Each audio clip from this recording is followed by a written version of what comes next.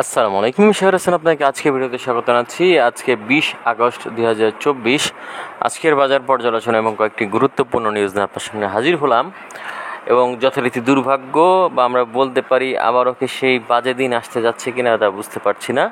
আজকেও মার্কেট কিন্তু হিউজ পরিমাণ মাইনাস হয়েছে, তবে আসলে এখনও পর্যন্ত ভয়ের কোনো কারণ নেই বলে আমার কাছে মনে হচ্ছে যে এটা কিছুটা কারেকশন বা প্রফিট টেকিং একটা চেষ্টা করছে।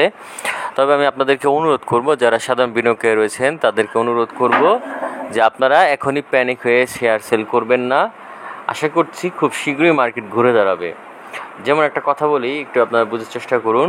সেটা হচ্ছে যে যখন আমাদের দেশে আবারও দেশটা স্বাধীন হলো বলা যায়, বা আমরা বলতে পারি স্বৈরাচার মুক্ত হলো, তখন আসলে বেশ কিছু যাবৎ অরাজকতা সৃষ্টি হয়েছিল বা বিভিন্ন ক্ষেত্রে কিন্তু দেশটার খুব একটা বাজে অবস্থা ছিল। তো সেই পরিস্থিতিতে কিন্তু আস্তে আস্তে অনেকটা উন্নতি হয়েছে। আমি আশা করছি শেয়ার মার্কেট অনেকটা উন্নতি হবে এবং ভালো পরিমাণ আপ হবে, এবং আপনারা যারা এই মুহূর্তে বিনিয়োগ শুরু করেছেন তারা লাভবান হবেন বলে আমি মনে করি। তো যাই হোক, সবগুলো বিষয় নিয়ে আমি আলোচনা করব। তো আলোচনায় যাওয়ার আগে একটা ছোট্ট অনুরোধ করি, আমার এই ভিডিওটি যদি আপনার ভালো লেগে থাকে বা সামান্যতম উপকার আসে, তাহলে আমি আশা করব আপনারা আমার চ্যানেলটিকে সাবস্ক্রাইব করবেন এবং আমার ভিডিওতে লাইক অ্যান্ড শেয়ার করবেন। তো যাই হোক, আর কথা না বলে সরাসরি আমরা ভিডিওর মূল অংশে চলে যাই। তো আমরা এখানে দেখতে যে আজকে ডিএসসি সাধারণ সূচকে 60.14 পয়েন্টের মতো মাইনাস হয়েছে।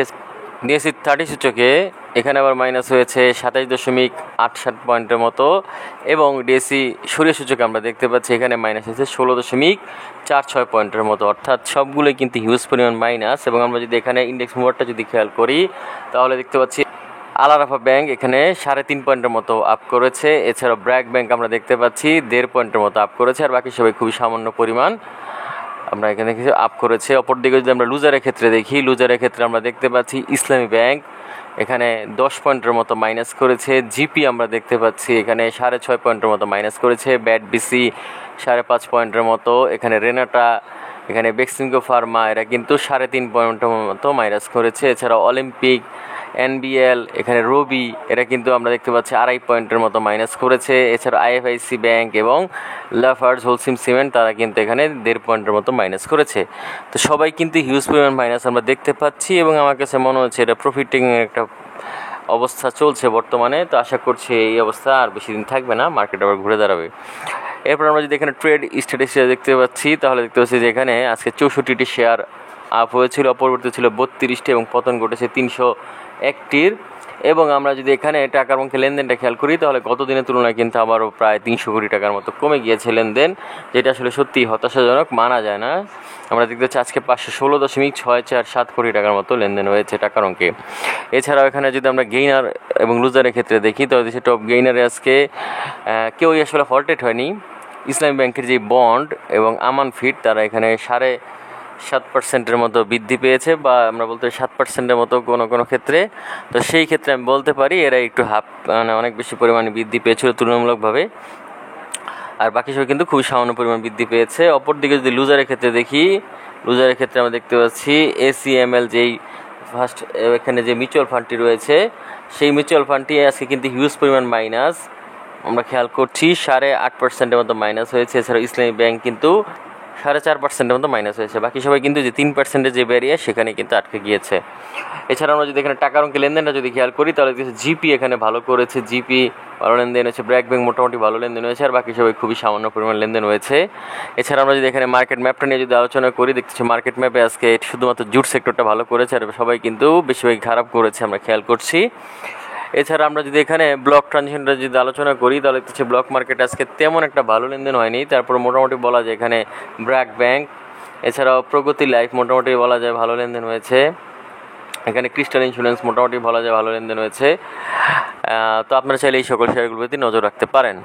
তো যাই হোক, এখন আমরা চলে যাব কয়েকটি গুরুত্বপূর্ণ নিউজে। তো প্রথমে আমরা যেই নিউজটি নিয়ে আলোচনা করব সেটি হচ্ছে বিনিয়োগকারীদের আস্থা ফেরাতে কাজ করব বিএসইসির নতুন চেয়ারম্যান। তো মূলত এই শেখ হাসিনার পদত্যাগের পরে অলরেডি 2জন চেয়ারম্যান কিন্তু পরিবর্তন হয়েছে, অর্থাৎ শিবির উবায়দুল ইসলাম, এরপর একটা চেয়ারম্যান দেওয়া হয়েছিল, তার নাম হচ্ছে মাসরুর।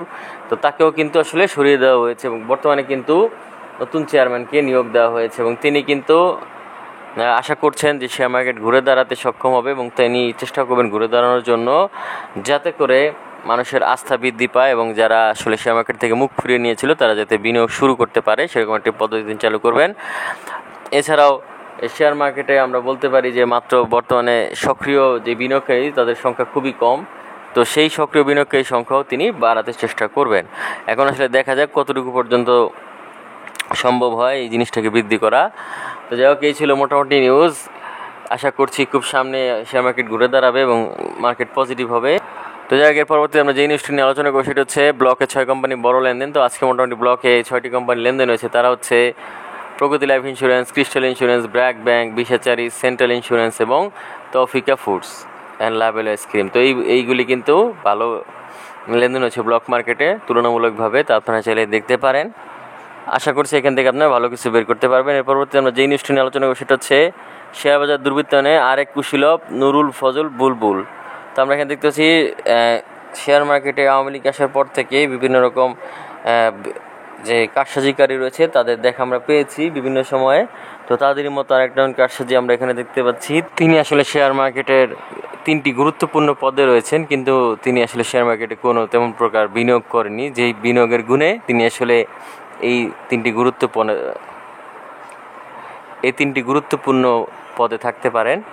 তো সেই 3টি কী পদ আমরা আর এখানে আলোচনা করছি না, আমার আসলে করতে গেলে ভিডিওটি বড় হয়ে যাবে। তো আপনার চাইলে দেখে নিতে পারেন ভিডিওটি। তবে একটা বিষয় হচ্ছে কি, শেয়ার মার্কেটটা এখনও পর্যন্ত দুর্নীতিগ্রস্ত লোকের দ্বারা নিয়ন্ত্রিত হচ্ছে বলে আমার কাছে মনে হচ্ছে। এই জন্যই বর্তমানে শেয়ার মার্কেটের এই দৈন্যদশা বা পতন আমরা দেখতে পাচ্ছি। তবে আশা করছি খুব শীঘ্রই পরিশুদ্ধ হয়ে যাবে শেয়ার মার্কেট এবং ভালো পরিমাণে আপ হবে, সেই প্রত্যাশায় আমরা পরবর্তী নিউজটা দেখি। তো পরবর্তী নিউজটা দেখলে আপনারা বুঝতে পারবেন ঘটনাটা কী। সেটা হচ্ছে যে শাইনপুকুরের চোরাই গ্যাস লাইন, 17 কোটি টাকা জরিমানা। তো মূলত আসলে শাইনপুকুর কার কোম্পানি আমরা একটু দেখে নিই, দেখলে বুঝতে পারবো। বহুল আলোচিত বেক্সিমকো গ্রুপের সহযোগী প্রতিষ্ঠান, তার মানে বুঝতেই পারছেন কার প্রতিষ্ঠান, দরবেশ বাবা, যিনি আসলে শেষ পর্যন্ত নৌকার মাঝ হিসেবে ধরা খেয়েছেন। সেই দরবেশ বাবার কোম্পানি শাইনপুকুর সিরামিক্স, এবং তিনি তার রাজনৈতিক ক্ষমতা ব্যবহার করে অবৈধভাবে গ্যাসের লাইন নিয়েছেন, যেখানে আমরা সাধারণ জনগণরা বাসাবাড়িতে গ্যাসের লাইন পাই না।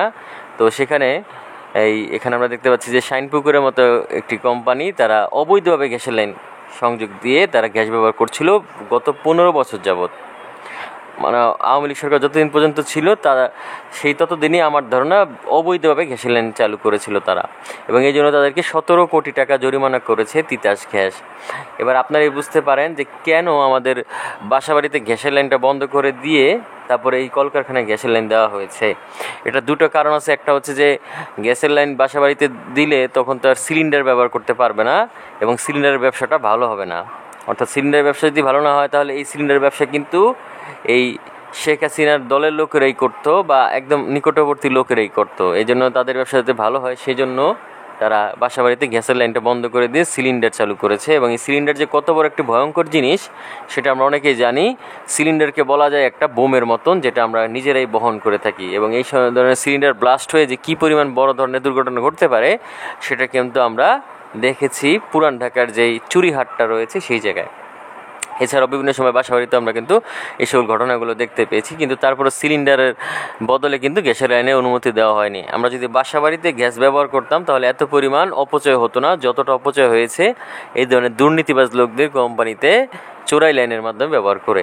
তো যাই হোক, আমরা অন্যদিকে চলে যাচ্ছি। তো মূলত যেই বিষয়টা বুঝতে চাচ্ছি যে শাইনপুকুরও কিন্তু একটা দুর্নীতিগ্রস্ত কোম্পানি, এবং আপনারা এই সকল কোম্পানিগুলো থেকে দূরে থাকবেন, কারণ আগামী দিনে এই সকল কোম্পানিগুলো কিন্তু হিউজ পরিমাণ পতন ঘটবে।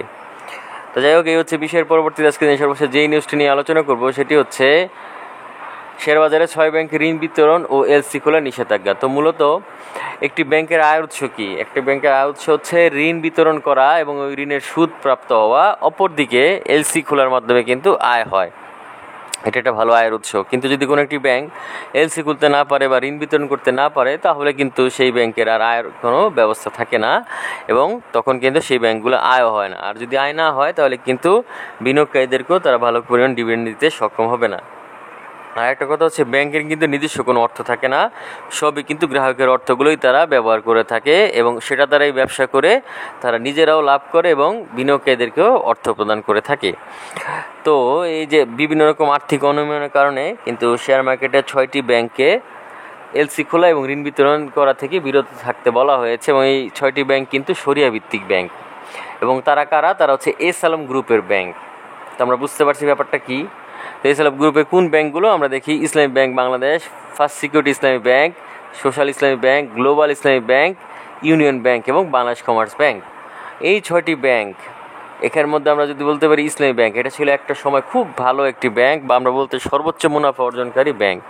সেই ব্যাংকটাকে এভাবে করে ধ্বংস করেছে সালম, এবং শুধু এই ব্যাংক না, আরও বিভিন্ন রকম ব্যাংক তারা ধ্বংস করেছে। এছাড়াও বেশ কিছু সরকারি ব্যাংক ধ্বংস করেছে সালমান এফ রহমান।